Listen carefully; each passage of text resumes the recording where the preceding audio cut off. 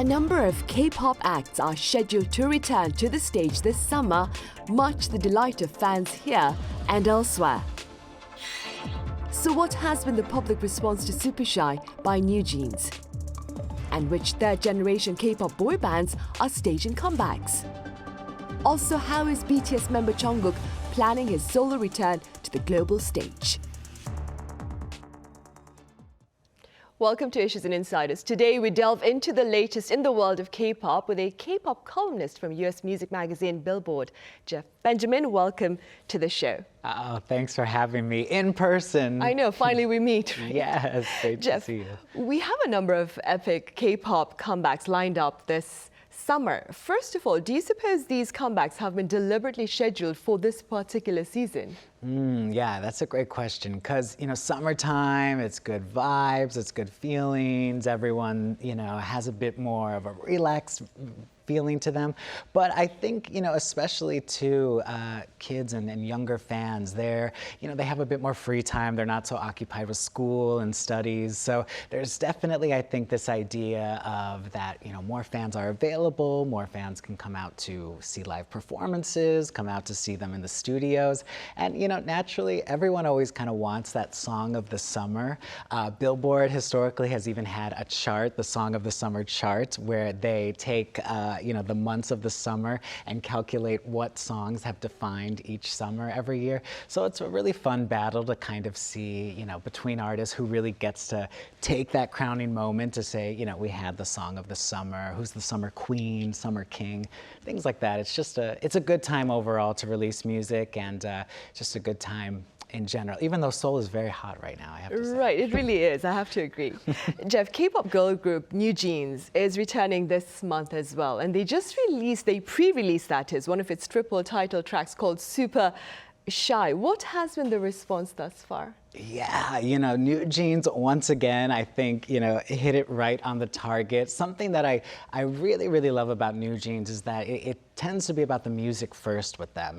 When they debuted, it wasn't sort of a lot of teasers, a lot of hype. They came out right out the gate with their first single, first music video, and allowed people to really let the music, let the artists, let the visuals all wash over them sort of at the same time in this really refreshing way. And Super Shy, I think, is just another great example of this. It once again kind of takes that New Jersey club beat sound that we sort of heard in OMG in their previous single and kind of bring it to, I think, a little more of a fun, peppy style with this. It's really, it's got sort of a nice softness to it, I would say. And the music video, which we're watching right now, is super, super fun. I think they look amazing with the blonde hairs that they are showing there. So I just think, they've nailed it once again, and there's a lot more fun also to be seen from NewJeans as this EP comes about. Right. And speaking about NewJeans, Jeff, how do you explain its remarkable popularity? I think, NewJeans, going back to this idea, right, that it's music first, I think NewJeans, the way that they've put out music and the way that they've sort of entered the industry is very much catered to kind of how people listen to music these days in terms of the younger generation. Very much going onto streaming platforms and hearing something that really sounds like something you'd want to listen to or fits easily into a playlist. NewJeans music is very much defined as easy listening. I see that key word around them a lot of times. So I think, NewJeans focusing on the music and looking at what is trending sort of digitally, especially with younger generations. The New Jersey club beat sound that we were talking about is something that's been going very viral in terms of, viral songs or things on TikTok, remixes, things that I think a lot of cutting edge and young people are listening to that hasn't hit the mainstream in that way. But NewJeans definitely, with their great visuals, with their great choreographies, great vocals, kind of makes it very, very appealing in that way. So I think you take all those combinations and they're sort of setting this sort of new generation of listenership, in my opinion. And I think that's why we've been able to see them not necessarily chart on charts like the Billboard Hot 100 from their first weeks, but they tend to chart on their third or fourth or fifth week because they've sort of gained listeners as it went on. It wasn't just about making the initial impact and, you know, hoping to stay at the top of the chart, they've sort of grown and let audiences grow with them. So I'm really excited to see how this one grows. And this is an impromptu question, Jeff. What are the chances of its song, Super Shy, becoming a summer favorite, do you think? Ooh, I think good chances. I mean, the Korean charts are already loving it. I've seen really good action on streaming services globally as well. I think there's a good chance it's going to enter the Hot 100 in the US next week. We're definitely going to see it do really well on the global charts. So, you know, definitely NewJeans fans should look out for that. Right. Jeff, third generation K-pop boy bands like EXO are staging comebacks as well. And before I ask you my question on that particular group, have you seen EXO's new track, Cream Soda? Yeah, of course. What do you think? Oh, you know, I love that they're in this moment of really just showing that we are our vocal kings. Like, I always thought EXO had really, really great vocals, some of the strongest vocals, you know, of their generation in K-pop. And this song, all the songs actually that they've released so far in preparation for this album have really gone back to those sort of R&B sentiments, really strong vocals that we've seen. Cream Soda, the new single, is super, super colorful and fun and catchy. So they were able to kind of bring those big vocal moments, but still really show something that kind of defines K-pop in that way as well. So I'm a fan. and along with EXO, Jeff, which other third generation boy band should we be keeping our eyes on? You know, it's been so fun. There's been so many like fun comebacks recently of this generation. I was talking to a friend the other day. It's like reminds us of a time when we got, you know, first introduced to K-pop as it was growing internationally. And when were you first introduced to K-pop, Jeff? Ooh, when was I? I think it was 2008 is when I really kind of heard my first K-pop group, thanks to YouTube and things like that. Do you remember what group that was? I do. It was After School.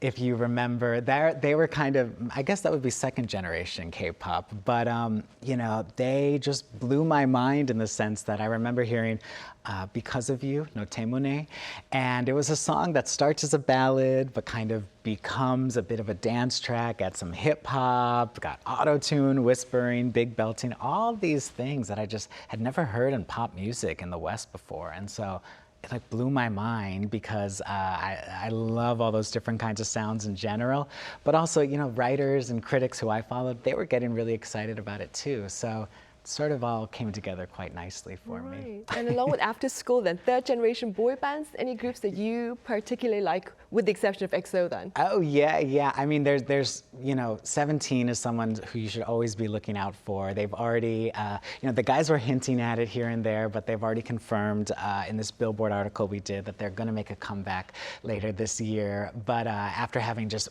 mega success with their recent album FML, but recent groups, kind of the more I would call classic groups like Teen Top or U-Kiss have also made comebacks recently, and it's just really refreshing to see these guys still killing it, still doing great.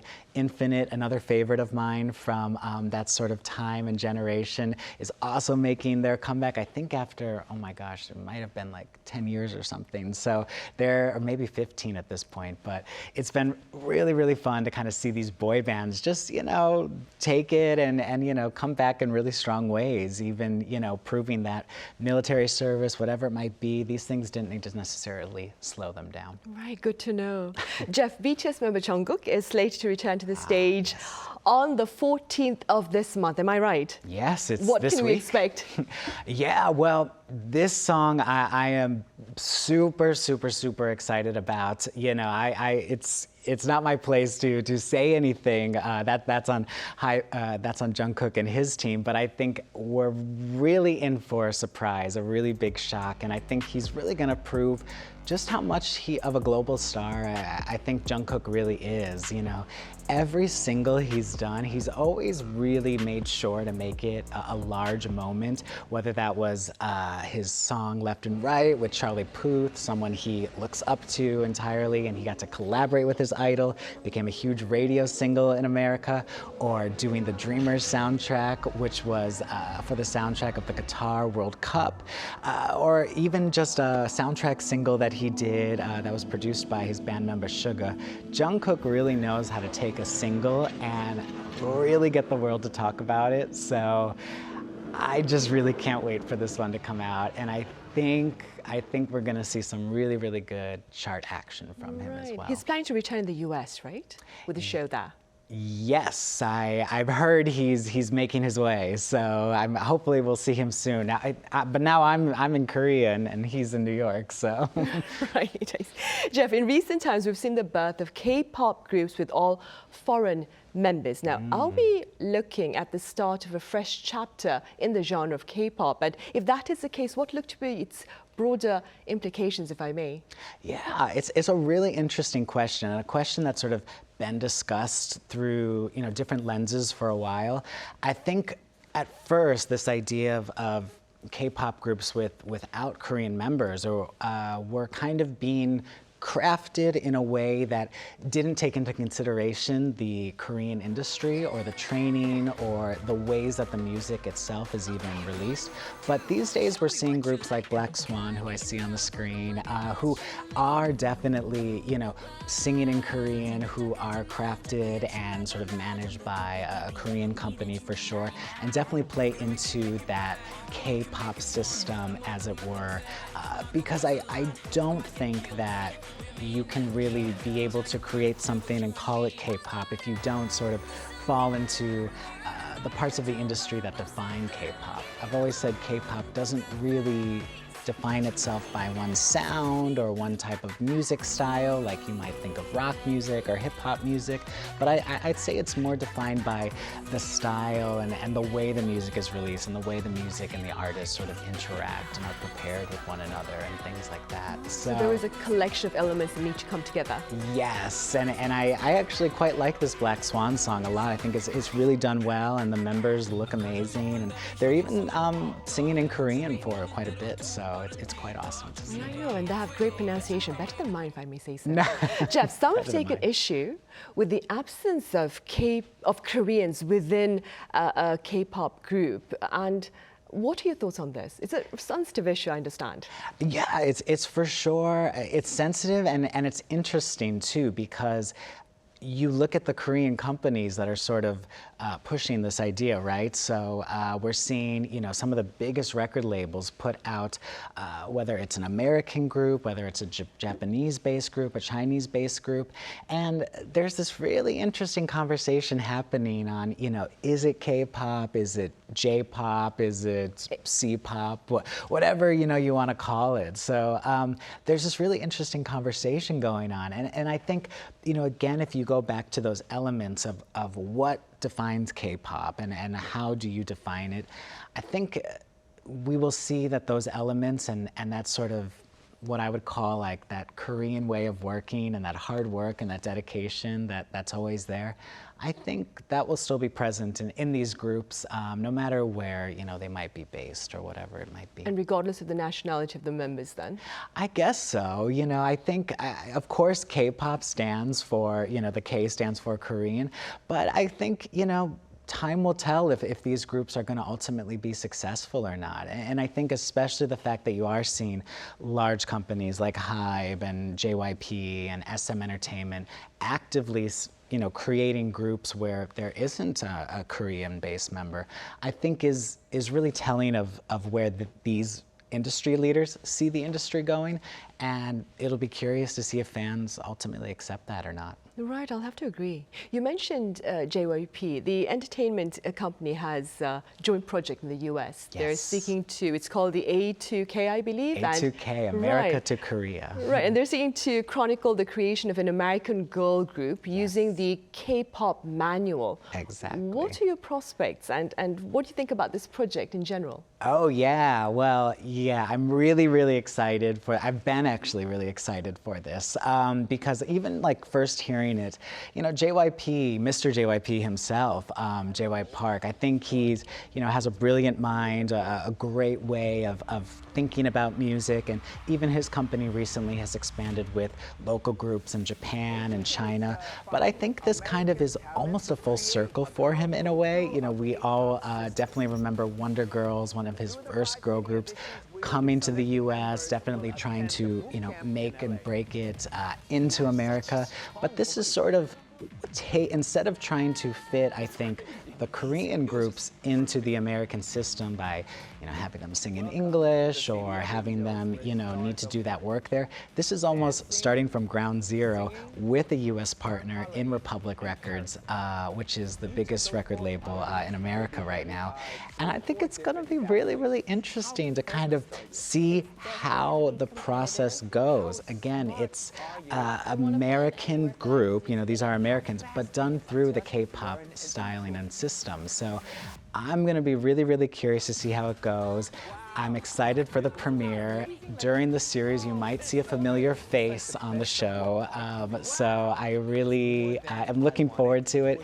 And I've been able to watch the process personally since they had auditions in New York to the boot camp in LA. What were the auditions like? Very, very interesting, and just the range of talent that comes out. Things that you can kind of see in the teaser that's been out already. But it's not that there's one look or one style or one type of person that came to these auditions. There is some beautiful diversity in terms of age, range, skin color, background, where they come from, what their story is, and getting to know, and watch these contestants has really been quite a blessing to me, and I'm so curious to kind of see what everyone else seems to think when the A2K girls officially hit your screens. Right, and I'm so envious, Jeff.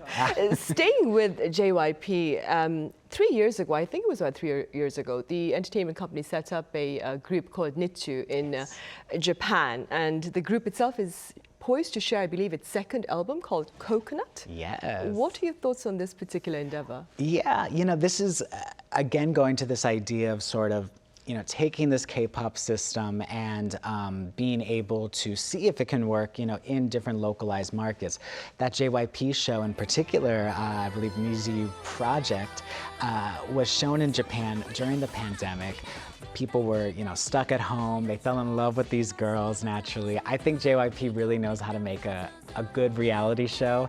Reality shows are what created Twice and Stray Kids and other groups, including NiziU. So it's been really, really fun to watch that successfully happen, because these girls, if you watch them perform, they are, right on point and fully visual in terms of the K-pop experience. But it just sounds a bit differently because it's in Japanese. Even if it might have that K-pop shine to it, it is technically J-pop. So it's been really fun to kind of see NiziU not only toe the line in terms of J-pop and K-pop, because they have also released music in Korean, but it's been cool to see sort of that JYP style specifically enter a different country and almost become localized in that way. Right. And speaking about that, Jeff, broadly speaking, how do you respond to efforts by K-pop to localize its appeal to better cater to global fans? It's a tricky question, and something that I am encouraging of it, as long as you don't lose sight of the bigger picture. I think so many times, especially in the earlier days of K-pop's crossover, we saw so many artists, I felt like, kind of losing their identity a bit and feeling like they needed to change up their sound or change up their image to specifically fit the US whatever it is, and I'll, and it's not just on one side. I've even seen U.S. labels talk about how they're going to change, the K-pop artists, and they're going to offer them these things and wanna. So I think it's just been a process to sort of figure things out. What I think though is that fans ultimately see through, they see past language, they see past, any types of business tricks or industry plays. I think if you have music and you have a message and you have a vision that really connects, it doesn't quite matter, you don't need to release it in English, you don't need to release it in a certain language. I think the message will be found, no matter what. And someone like BTS, proved that, I think. tenfold, 100-fold, you know, just everything they've been able to do on their own, and in particular by specifically sticking to a really strong vision, really strong point of view, and, you know, doing it in whatever language they kind of wanted to as well. Right, So. a valid point, Jeff. Jeff, K-pop, it's dominated by large labels. I'm sure you'll agree, big name labels right there. But in recent times, we've been hearing about these smaller companies beating the odds. And I suppose one remarkable group should be 50/50. Could you tell us a bit more about this group? Oh yeah, no, 50/50, a group I had been watching, or I'd been hearing about actually, even before they had debuted. A good friend of mine was working on the A&R for them. And just very much, you know, I really even liked the name 50/50, you know, kind of like Blackpink's name evokes a certain image. So at 50/50, it can kind of be like, go 50 one way, 50 the other way, half and half, kind of get this dual feeling from it. So 50/50, I think we're always trying to show this, you know, give people options when it came to their music. And this came about specifically with their latest single, Cupid, which had a huge viral moment in terms of being able to be seen on social networks, especially TikTok and Instagram. And they had a Korean version and an English version of the song.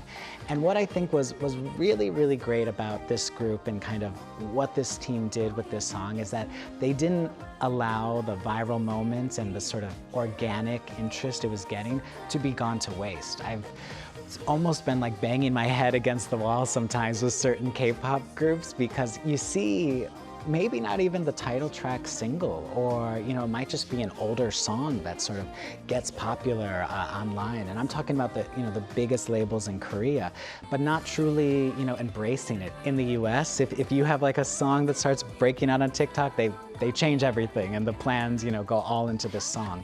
So it was very, very cool to see 50/50 really embrace this moment, lean into things like TikTok.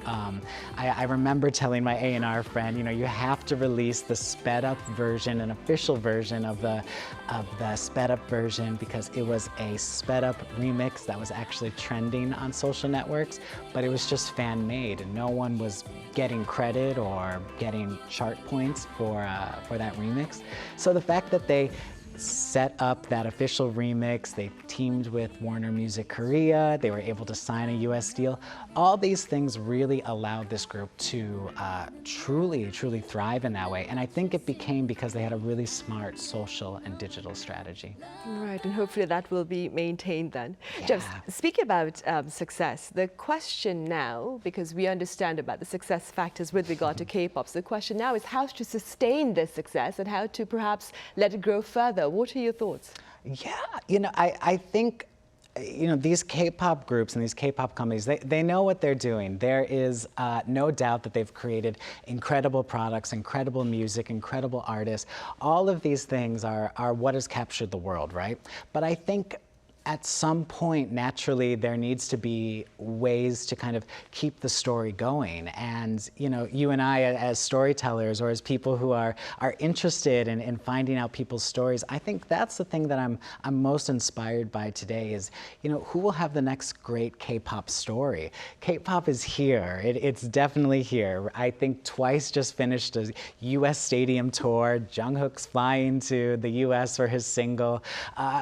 K-pop has truly arrived. But I think in terms of great artists being able to connect in a larger way, I'm really curious to know who is going to sort of have that next story and be able to sort of show something larger than just, you know, that Korean music is here once again. I don't know exactly what a lot of these groups' stories are in terms of, you know, if you are the next boy band to come out, you know, I just really want to encourage whether that's the artist teams, the artists themselves, the songwriters, producers, whoever it might be, the PRs, you know, just really lean into what makes these artists special. And it's something I always try to do with my articles and my writing, but Right. I think I really would love to just see, yeah, the industry itself just continue to find, you know, new ways to just show itself and be vulnerable and connect with more people beyond just, you know, just the I say just the amazing performances, songs. And Right, of course, stages. just to share another sincere story then. Yes, exactly. All right, Jeff, Benjamin, thank you so much for your time and your thoughts today. Yes, thank you so much.